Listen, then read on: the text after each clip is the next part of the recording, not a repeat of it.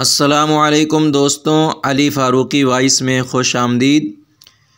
حضرت محمد صلی اللہ علیہ وسلم کا فرمان ہے، عورتوں کے ساتھ ہمیشہ اخلاق سے پیش آیا کرو، کیونکہ عورتیں مرد کی ٹیڑھی پسلی سے پیدا کی گئی ہیں، اس لیے آپ عورتوں کو سیدھا نہیں کر سکتے۔ اگر تم ان کو سیدھا کرنے کی کوشش کرو گے تو اپنے گھر کو توڑ لو گے۔ اگر تم عورت کو اس کی حالت پر چھوڑ دو گے تو ظاہر ہے وہ ایسی ہی رہے گی۔ حضرت محمد صلی اللہ علیہ وسلم نے فرمایا کہ میری آپ کو نصیحت ہے کہ تم عورت کے ٹیڑھے پن کو سمجھ کر اس کی قدر کرو۔ اگر عورت کا ٹیڑھا پن حد سے بڑھنے لگے تو اس کی اصلاح کرو۔ حضرت محمد صلی اللہ علیہ وسلم نے فرمایا، عورت ٹیڑھی پسلی سے پیدا کی گئی ہے، ہر عورت میں ٹیڑھا پن ضرور پایا جاتا ہے۔ اگر تم عورت کے ٹیڑھے پن کو اس کی عادتوں سے الگ کرو گے تو عورت نہیں رہے گی، کیونکہ عورت کا ٹیڑھا پن اس کی فطرت کا حصہ ہے، جس سے عورت کبھی بھی جدا نہیں ہو سکتی۔ مردوں کو ضرور عورت کے ٹیڑھے پن کو قبول کرنا پڑے گا۔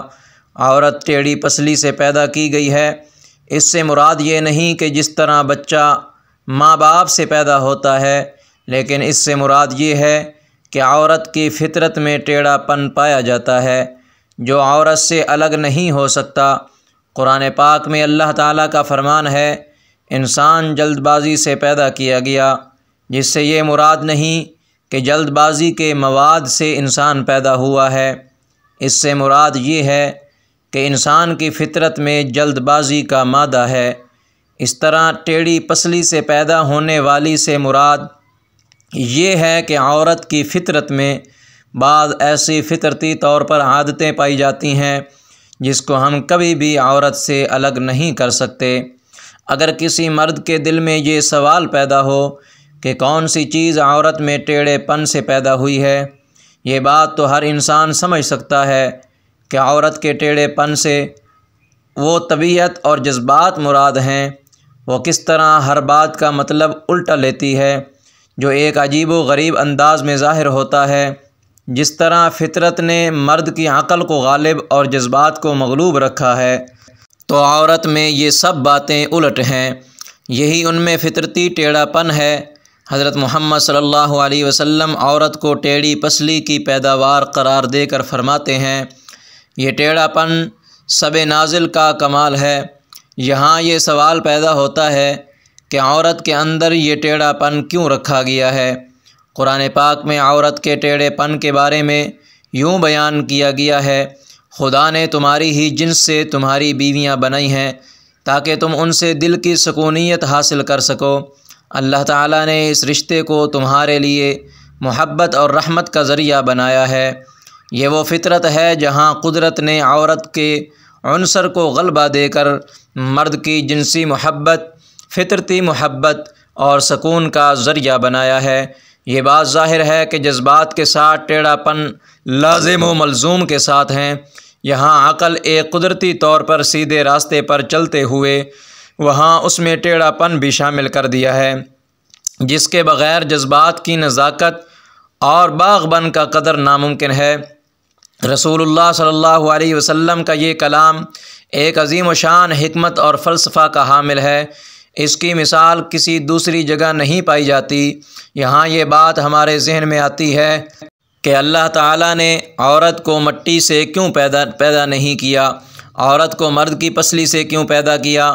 اس کا جواب یہ ہے کہ اللہ تعالیٰ نے عورت کو مرد کی پسلی سے بنا کر مرد کو حکمت کا اشارہ دیا کہ میں عورت کو فرشتوں کی لائی ہوئی مٹی سے پیدا نہیں کیا، میں عورت کو مرد کے جسم سے اس لیے پیدا کیا کہ عورت کا تقدس اور پردہ قائم رہے، فرشتوں کو بھی خبر نہ ہو کہ زمین سے لائی ہوئی مٹی سے عورت کو پیدا کیا۔ عورت کو فرشتوں سے بھی پردہ دیا گیا۔ پہلی عورت اس مرد کی پسلی سے نکلی جس کی وہ منوہا کہلائی۔ اب یہاں بات کرتے ہیں کہ عورت پسلی سے ہی کیوں نکلی ہے؟ کیا عورت کو ٹیڑھا پن وہاں سے ملا ہے؟ یہاں بات بھی حکمت سے خالی نہیں ہے۔ انسان کے جسم میں پسلی کے پیچھے بے شمار نازل چیزیں چھپی ہوئی ہوتی ہیں۔ یہ کہا جا سکتا ہے کہ یہاں پسلی ان سب کی ڈھال بنی ہوئی ہے۔ اللہ تعالیٰ نے عورت کو پسلی سے پیدا کر کے یہ نہیں فرمایا کہ عورت میں ٹیڑھا پن ہے، بلکہ اللہ تعالیٰ نے مرد کی پسلی سے عورت کو پیدا کر کے یہ بات سمجھا دی کہ ضرورت پڑنے پر عورت تمہاری ڈھال بھی بن سکتی ہے۔ جس طرح پسلیاں پیٹ کے اندر سب چیزوں کی ڈھال ہوتی ہیں، عورت کو بائیں پسلی سے پیدا کر کے یہ بھی ثابت کر دیا کہ عورت مرد کی ڈھال بن سکتی ہے، عورت مرد کے دل پر راج بھی کر سکتی ہے۔ اس لیے آپ کو چاہیے کہ عورت کے ٹیڑھا پن سے نہیں بلکہ پیار و محبت سے سمجھا کر اس کے ساتھ زندگی بسر کریں، تاکہ وہ مشکل وقت میں آپ کے لیے ڈھال بن سکے۔ بیوی اور شوہر ایک دوسرے کا لباس ہیں، دونوں کو چاہیے کہ وہ ایک دوسرے کے لباس رہیں۔ حضرت محمد صلی اللہ علیہ وسلم نے عورت کو مارنے، گالی گلوچ کرنے سے سخت منع فرمایا ہے۔ تم میں سے کوئی اپنی بیوی کو اس طرح نہ مارنے لگے جس طرح غلام پر ظلم کیا جاتا ہے، پھر دوسرے دن جنسی خواہشات کو پورا کرنے کے لیے اس کے پاس پہنچ جائے۔ ایک بار کسی نے حضرت محمد صلی اللہ علیہ وسلم سے عورتوں کے حقوق کے بارے میں پوچھا۔ حضور صلی اللہ علیہ وسلم نے فرمایا کہ کچھ تم اپنے لیے پسند کرتے ہو، وہی کچھ اپنی عورتوں کے لیے پسند کیا کرو۔ عورت کو مت مارو، نہ اس کو گالی گلوچ کرو، نہ اس کو دکھ دے کر جدا ہو جاؤ۔ اگر ایسا موقع آ بھی جائے تو برداشت کر لیا کرو۔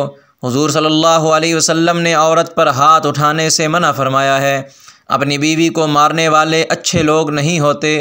حضرت صلی اللہ علیہ وسلم نے کبھی بھی اپنی بیویوں پر ہاتھ نہیں اٹھایا۔ حضور صلی اللہ علیہ وسلم نے بیویوں کے ساتھ ہمیشہ اچھے طریقے سے پیش آنے کا حکم دیا ہے، بلکہ اگر تمہاری بیویوں سے کوئی غلطی سرزد ہو جائے تو اس کو برداشت کرنے کی تاکید فرمائی ہے۔